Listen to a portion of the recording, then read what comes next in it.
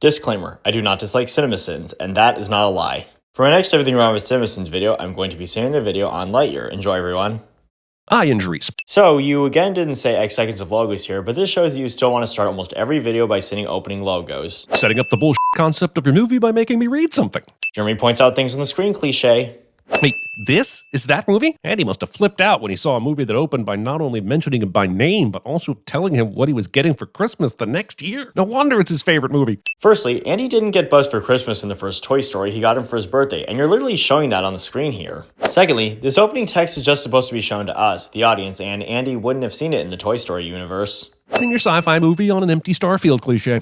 Not sure if I'd call this a cliche, since there are sci-fi films that don't open like this, and it all depends on their setting, tone, and or premise. Initiating wake. Did Buzz Lightyear die already? Why are they starting his wake? Look, if you meant to say wake-up cycle, then just say it. Otherwise, I'm going to get mad because I was promised a funeral. What initiating wake means in this context is that Buzz is being woken up from being in hypersleep. Sensors have detected potential life forms on an uncharted planet, so we're making a detour to investigate. The entire rest of this movie is Buzz wishing he could have avoided pressing the yes button for this detour and just gone home. So why did he press it to begin with? Probably because he doesn't know what's on the planet and he isn't predicting that he and his crew will end up stranded on the planet. You were narrating again. I mean, I was going to let it go, but if your own partner is calling you out on it, I guess I'll have to add that narration sin after all. The risk of sinning yourself, I guess. Nah, I don't think you'd have let it go, since you always sin narration in movies, even though you ironically narrate both scenes and these videos. I'm better off just doing the job myself. Which is why I brought the rookie. Hello? Hardy har har, and also bull. There's no way Buzz could be on alert exploring a new planet and not be aware of a third human who has been with them the entire time. He could have been trailing behind them, and if Buzz was focusing on his conversation with Alicia, I could buy him not noticing Feathering Himston. The real sin, however, is Buzz's hatred of rookies and non-pilots, which is out of character for him since he wasn't like that in the Toy Story movies. Buzz, protocol requires we bring him along. Protocol, the scapegoat of plot development. You're mocking me, aren't you? It's a line from the Toy Story movies. Quick, everyone orgasm. Ugh.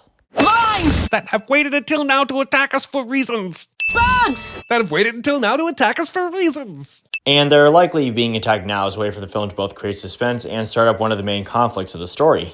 I understand that I can't gauge the interest of every child based on the interest of a single kid that I know that watched this movie, but it was at this point that said kid turned to her mom and grumbled, "This is too serious. They are murdering those insects. Can we watch Daniel Tiger now?" I honestly wish I could join her. Okay, but that's not something that's the movie's fault, so I'll be giving my award out here. Where is the... rookie? You're just thinking about him now? I assume that you assume he must have been dead, but you thought he might have survived and just left him there? But Buzz didn't assume he was dead. He thought he wandered off before he and Alicia got attacked and chased by the vines. Though because I agree with you that Buzz should have thought about him prior to this moment, I won't change the scene count, but I'll still play the golf sound. The Wilhelm scream was a fun inside joke for audio engineers 40 years ago, but it's 2022 now, and it's now so well known that it's more of a distraction than an addition. Stop using the Wilhelm scream, because I hate fun. Sending the Wilhelm scream. That's worth a few extra. This launch was doomed from the start, and the only explanation as to why Buzz even attempts this launch with a cliff ahead and the ship tilted like this is that he wants everyone to die and the movie to end early. No, it's not that he wants them to die. He's trying to get them safely off the planet so they can get back home, which ends up failing badly. I'm Buzz Lightyear. I'm always sure. That is a terrible role model quote, and so help me if that's one of the taglines on the pre-recorded Buzz buttons. But it's not. It's a reference to when the Buzz with the utility belt said that in Toy Story 2 when the toys were in the vents of Al's apartment building. It's bad, Buzz. Yeah, it is bad. Bad enough for everyone to be questioning why their spaceships are designed to crack open like an egg, and the design of their highly integral fuel container on their spacecraft is only protected by paper-thin plexiglass. But neither of those are what Alicia meant by saying it's bad, Buzz, and you know what she meant if you weren't talking over this scene. It's bad, Buzz. Our hyperspeed crystal was totally destroyed. Long story short, we're marooned. Displaying that you are 0% positive. I'm pretty sure that says O positive, as in Buzz's blood type. Launch. Having a manual launch button. Jeremy points out things on the screen cliche. Autopilots. Get it? Because in the 90s, you had to blow on game cartridges to get the dust out. And I'm sure NASA was using cartridge tech in 95, even though much more effective forms of digital storage had been around since the 80s. From doing research, yes, NASA was using cartridge tech in 1995. But more importantly, the real sin is that, like blowing into game cartridges, Buzz could have risked getting spit into Ivan by blowing into it. Open the fuel door, Ivan. I'm sorry, I didn't quite catch that. The movie decides to poke fun at the frustrations we all feel when the AI systems fail us, and it works as intended. I am immediately angry. I am mad at my own experiences. I'm mad at this dumb computer and a super important spacecraft. I am mad that I will instantly forget that I should be super impressed with Buzz doing advanced mathematics on the windshield in only 20 seconds. Jeremy Sins himself cliche.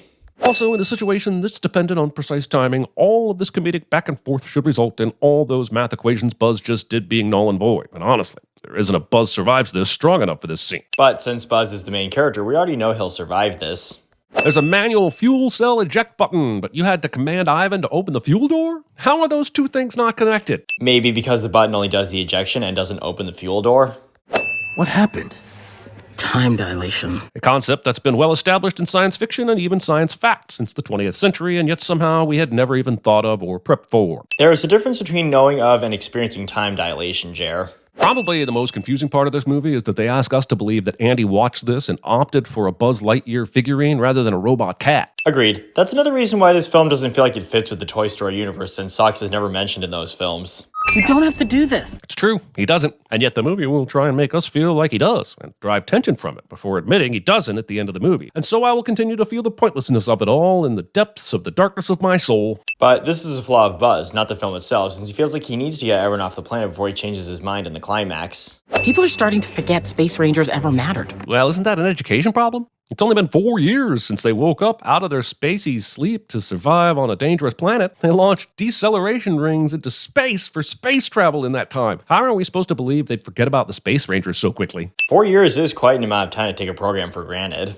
I wonder if Buzz ever thinks about how many times Hawthorne left him at the door to her house and didn't invite him in for cake or celebrations or to be part of her family. She's not obligated to do these things, but for the small amount of time Buzz has to catch up with life, you would think there would be more time spent in homes instead of the car ride to and from the tarmac. Also, how haven't they established protocols for this thing after more than 10 trips in 40 years? Wouldn't they have prepared while you were away updates that he gets directly upon re-entry? Also, is this montage saying he didn't spend any extra time at home base in between these visits? When you know you'll be gone for another 4 years, it seems like you could spend at least a year in between jumps with the people you love. And yes, the movie never goes into specifics, so we don't really know, but that's my point. Show us! So I let those three sins play because I pretty much have the same response to give for all three of them. And that is that Buzz is so focused on his mission that he doesn't take into consideration that time is passing rather quickly for everyone else. And since that was for 3 sins, I'll give out 3 sins here.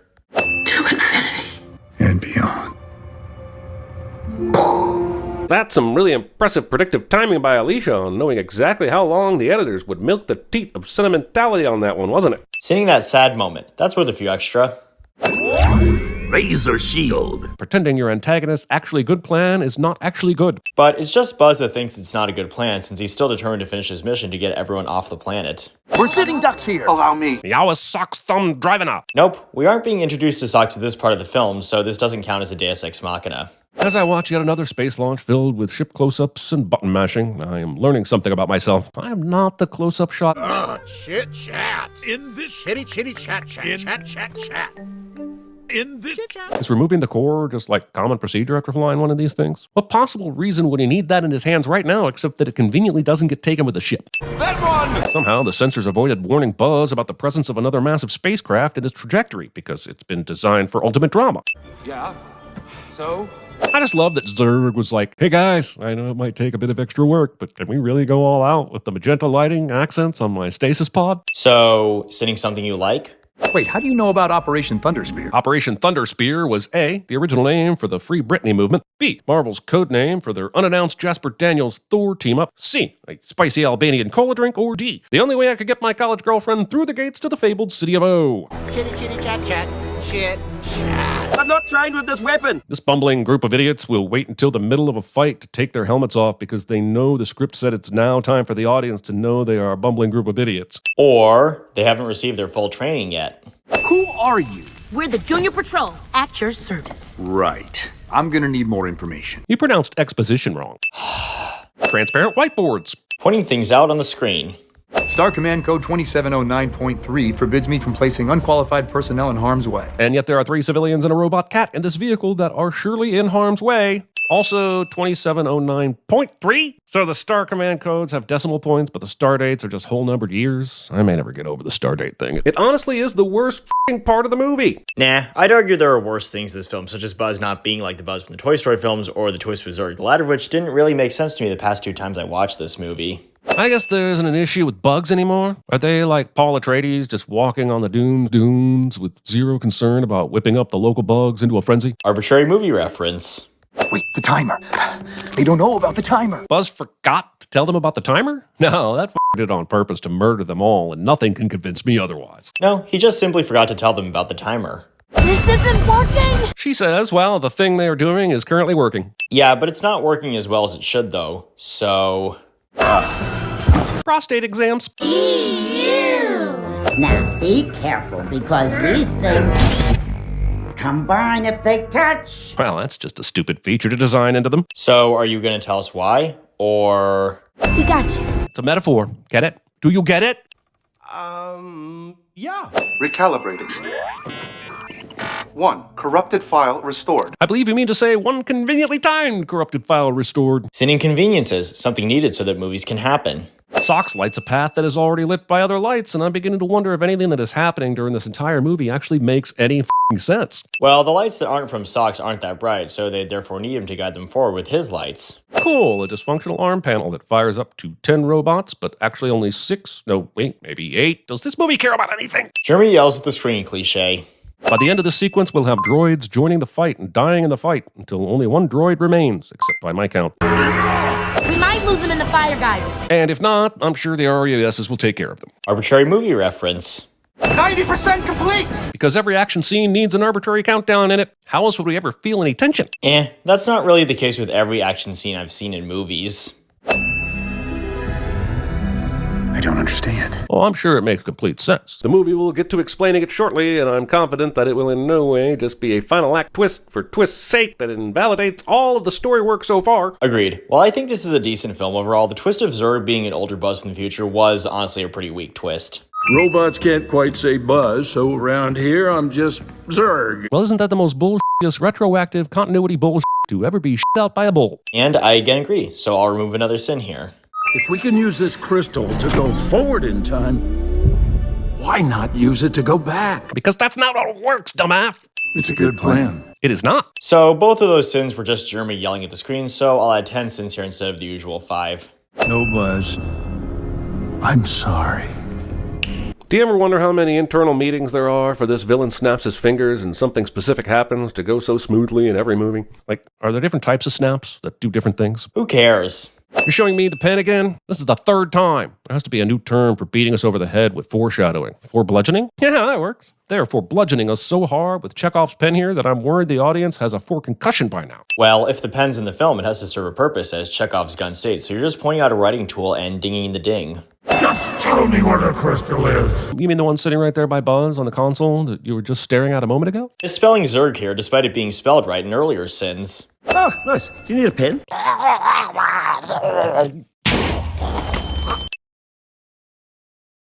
There's no f***ing way in goddamn hell that this bolt can be slipped off by petting it with a gloved finger. F*** you, movie. F*** you, Pixar. And F*** you, Andy. But that's not what Darby is doing. She's feeling around for something to loosen so that she and Mo can drop the vent panel onto her bomb. But what if I miss?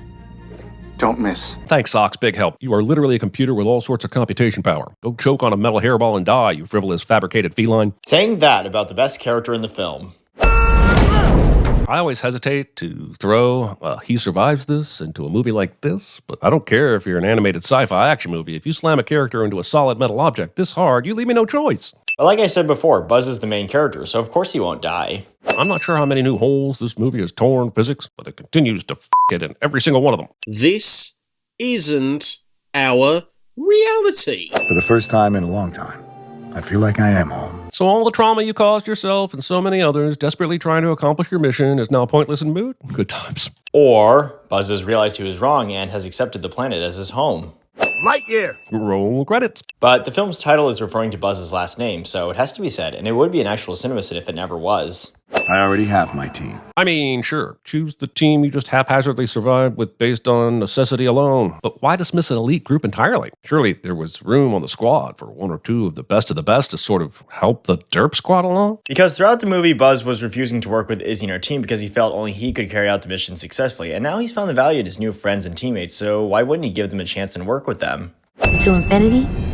And beyond. Forget Infinity. The box office for this movie couldn't even get beyond Minions, Sonic, or even the freaking bad guys. But this ending scene doesn't have to do with that. It's meant to be about Buzz connecting with Izzy the same way that he did with Alicia. And here's the end result, everybody. The sin total is 378, and the sentence will be better as its own film. Thank you for watching, everybody, and have a nice day.